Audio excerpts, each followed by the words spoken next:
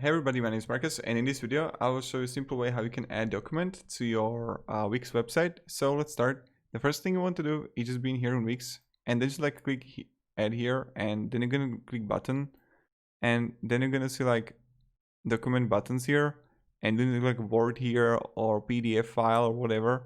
So like this one here, like attachment. And now what you want to do is just simply click here on the button, site file, like whatever.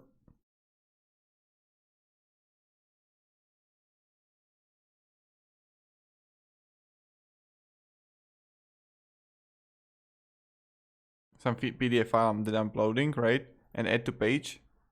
And right now, when someone is going to click on this, he's going to download the attachment. You can also use it for PDF, etc. And this way you can simply document in Wix. Thank you very much everybody for watching, and have a great day and goodbye. See ya.